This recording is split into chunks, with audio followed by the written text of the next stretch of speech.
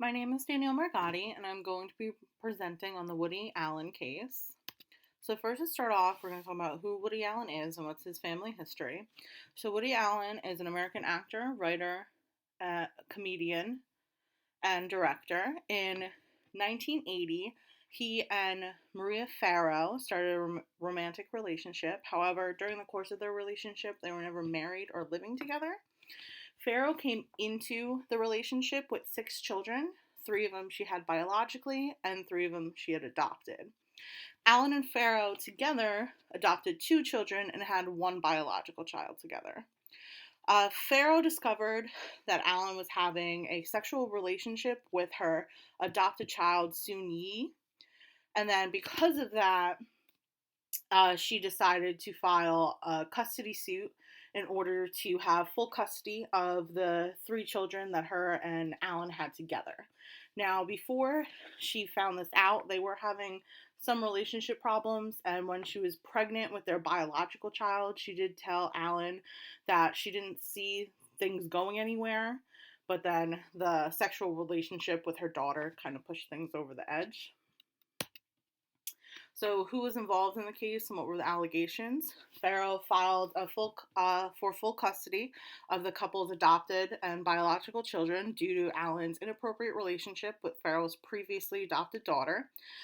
Now, during the custody suit, their daughter, who was adopted, Dylan, made claims that her father touched her in inappropriate places. So, Farrow then made an allegation of sexual abuse. Now, during this custody and sexual abuse case, Allen then filed for a cross suit stating that he wanted full custody because Farrow was not a fit mother. Now, most of the evidence in this case came from psychologists and a team of researchers. Now, a psychologist was hired to evaluate the fitness of both Farrow and Allen as parents. Her name was Dr. Susan Coates. She said that Allen was a committed father, but was irresponsible and destructive to the family because he started the sexual relationship with one of Farrow's adopted children. And she also stated that she feared for Allen's life because Farrow started making threats during the therapy sessions, and she really harbored a lot of hatred for him. Now, Farrow hired a psychologist to help Dylan kind of remember the sexual abuse. One of them, Farrow ended up firing because the psychologist thought that it was going to be difficult to prove that Allen had sexually abused their 7-year-old Dylan. But Dr. Coates believed that Allen and Dylan's relationship was inappropriate, but they didn't have sexual relationships. And then, because this issue was kind of going unsolved, the judge decided to get additional input from a team of researchers from a hospital, and they conducted a study, and they believed that Allen did not sexually abuse Dylan, but the Farrow's attorney argued that because the hospital wouldn't report their findings, that they were uncredible.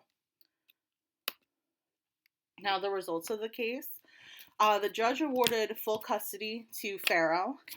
They said that Dylan had to go to therapy to see if any future relationships with her father would cause any detrimental to her emotional or mental health. Moses, which was their other adopted child, was allowed to see his father, but he wasn't going to be forced to. And then Allen was allowed weekly supervised visits with Satchel, which was their biological child. In his statement about the final opinion, the judge stated that he believed Allen demonstrated no parenting skills that would qualify him as an adequate custodian, and that he lacked judgment, insight, and impulse control. The judge also did not believe the experts when they said that Allen did not sexually abuse his daughter, Dylan. He thought that Allen was self-absorbed, untrustworthy, and insensitive. Now, after the case, Allen and Soon Yi are still together, and they actually have 2 children together. Now, in general, there are some concerns with custody battles and children's testimonies about sexual assault. In custody battles, they usually say that it is based on the best interests of the child. However, this can be very subjective and are just people's opinions, and they can change based on person to person. And many times, parents cannot agree about the details of custody agreements, and the process can be very long and disruptive to the child's lives. And in this specific case, it was very public and very disruptive to the family. They um, aren't really on good terms. Suni doesn't really talk to her mother anymore. And the case itself criticized the fitness of both parents, and it included a sexual abuse allegation, so it kind of gets a little bit more complicated.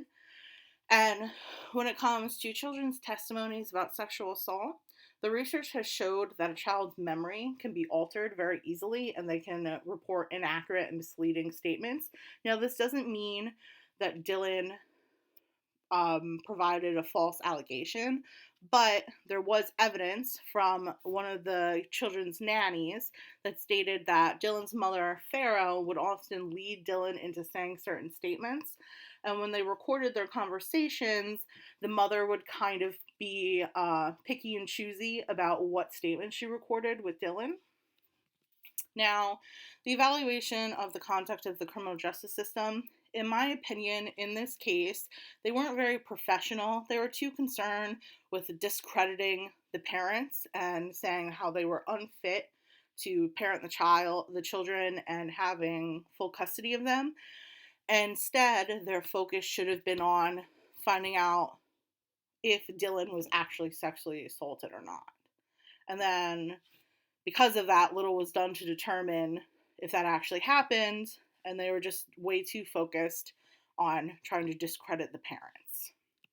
Now, in order to improve this, I think that even with famous figures that everybody loves to find out the details about their lives, custody battles should be private. And it's difficult because you kind of need to get the input of children in order to figure out what is best for them. But the children should be kept away from the process as much as possible. And when it comes to the judges and the system themselves, they should try to be neutral and professional. The judge shouldn't make personal opinions a part of their final decisions and statements. And also, the system should be a mediator and not an instigator. In this case, instead of allowing the parents to kind of do a lot of mudslinging, they should have tried to get them to come together in a civil manner and try to discuss custody matters in a more peacefully and civilly way. And I feel like that would have made it a lot better and a lot less disruptive. Now, this is just my reference. If you have any questions, feel free to post them on the class thread, and I will do my best to answer them. Thank you.